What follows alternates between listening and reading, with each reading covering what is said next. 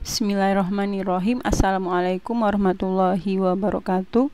Pada video kali ini kita akan membahas sifat larutan asam dan larutan basa. Nah, beberapa larutan asam dan basa yang sering digunakan dalam kehidupan sehari-hari kadang dites dengan cara mencicipi. Mencicipi itu dalam bahasa ilmiahnya disebut uji organoleptik. Namun tidak semua zat boleh dicicipi sehingga kita memerlukan indikator. Nah, untuk larutan asam dan basa sudah pernah kita pelajari di kelas 10 bahwa asam dan basa merupakan larutan elektrolit, yang artinya saat dilarutkan dalam air ia akan menjadi ion positif dan negatif, yang mana itu akan membantu listrik mengalir dan ia dapat menghantarkan listrik. Nah, untuk larutan asam ada beberapa sifat. Yang pertama, ia berasam asam, kemudian bersifat korosif.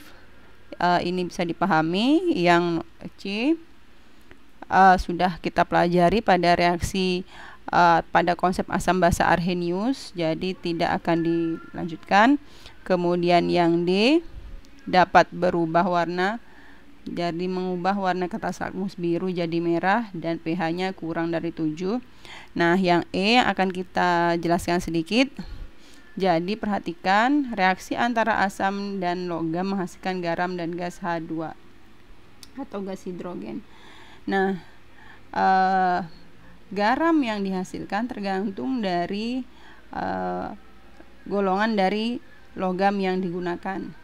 Contohnya, misalkan kita menggunakan natrium dan asam klorida, maka yang akan kita hasilkan adalah natrium klorida dan gas hidrogen, yang mana natrium golongan 1A. Namun karena kita perlu 2 hidrogen, maka di sini koefisien kita beri 2. Oleh sebab itu di sini jadi 2, di sini jadi 2. Nah, ini tergantung dari golongan dari logamnya. Kebetulan kalau natrium golongan 1A berarti ia akan langsung berikatan NaCl, ya. Tidak ada koefisien lain. Kalau seng dia kan golongan 2B, jadi ia akan jadi ion Zn2+, karena Cl-, maka klornya jadi yang dikat ada 2. Selanjutnya yang ke F, dapat bereaksi dengan garam karbonat.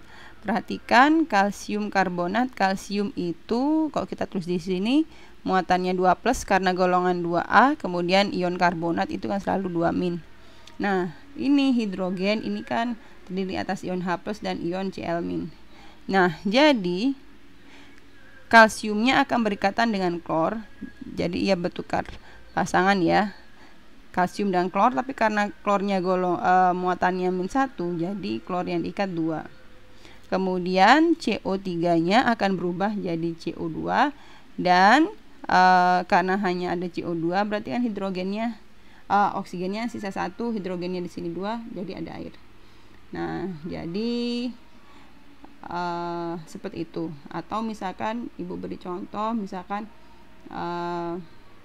NaCl, ya, Na2CO3 direaksikan dengan gas asam klorida akan menghasilkan Na-nya berikatan dengan Cl, NaCl ditambah CO3-nya berubah jadi CO2, dan hanya di sini kita beri tanda 2 jadi H2O.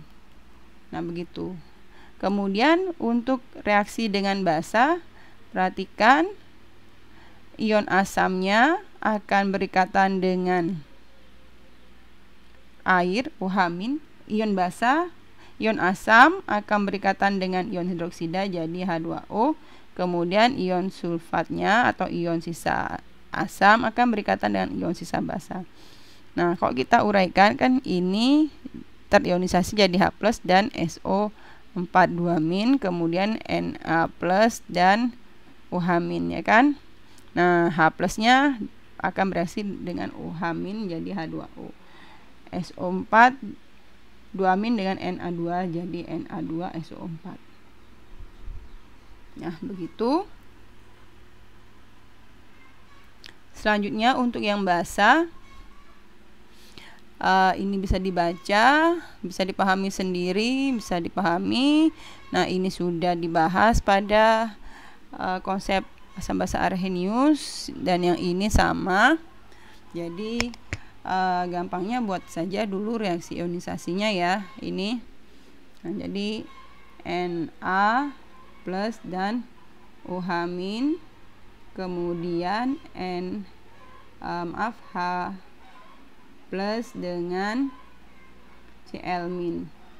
Jadi mereka bertukar pasangan ya. Jadi yang Na dulu, Na dengan Cl min, karena sudah sama muatannya, sama-sama satu muatan atau sama besar muatannya, langsung digabung NaCl, kemudian H plus dan OH min jadi HOH, atau kita tulisnya H2O. Nah, begitu ya. Kemudian untuk identifikasi asam basa, ada yang menggunakan lakmus merah dan lakmus biru, silakan dibaca. Kemudian nah, kalau yang B ini ia menggunakan bahan-bahan alami ya, ada 12 ini gambarnya, tidak semua digambar. Nah, contohnya kunyit jika pada zat yang bersifat asam ia akan berwarna kuning, sementara saat berada pada larutan yang bersifat basa ia akan berwarna jingga. Jadi tergantung zat apa yang dites. Nah, kalau menggunakan indikator lakmus merah dan biru, kita hanya tahu zat itu atau larutan itu bersifat asam atau basa saja. Sama dengan indikator alami, kita hanya tahu oh dia asam, dia basa saat ia menunjukkan warna-warna tertentu ini. Nah, namun kalau menggunakan larutan indikator buatan, selain kita tahu sifatnya asam atau basa, kita bisa mengetahui trayek pH-nya. Nah, beberapa indikator digunakan untuk menunjukkan trayek pH dengan lebih akurat. Jadi tidak berupa kisaran lagi. Nah, ini nanti kita akan berlatih soal. Kemudian untuk indikator yang menggunakan pH meter, ini gampang sekali penggunaannya, tinggal dicelupkan, kemudian pH akan terbaca pada layar pH meternya. Nah, itu sekarang kita lihat uji kompetensi 2. Ini bisa dijawab, jawab sendiri, ini bisa, ini juga bisa. Kemudian nomor 4 harus tahu pH air jeruk. Air jeruk itu sifatnya apa? Asamkah atau basa? Jika asam atau basa, pH-nya berapa? Maka kalian bisa tentukan mana yang kalian gunakan, mana yang lebih tepat. Yang nomor 5, Kanza menguji larutan X menggunakan lakmus merah, ternyata warna lakmus tidak berubah. Oke, ini sudah ada di sifat asam basa, coba dicek ya. Berarti ini akan mengacu kepada jawaban.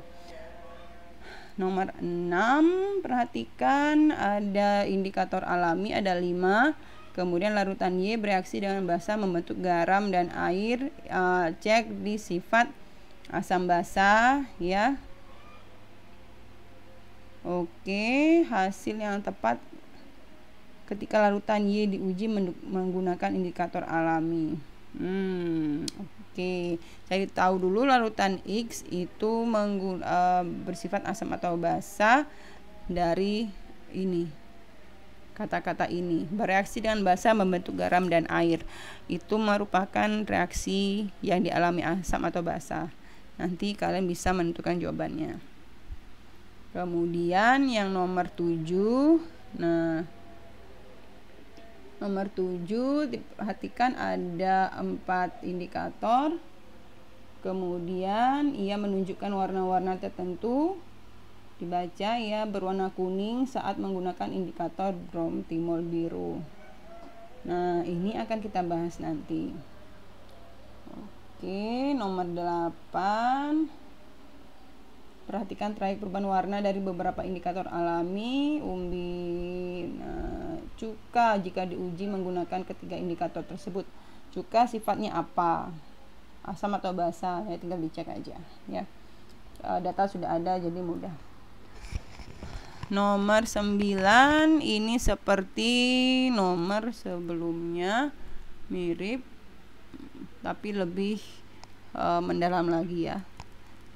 Merupakan acuan dari nomor 7, nomor 9. Nomor 10, di antara larutan berikut yang bereaksi dengan kalsium karbonat menghasilkan gas karbon dioksida. Oke, ini juga ada sifat baca di reaksi asam dan basa. Itu merupakan ciri dari gas larutan asam atau basa.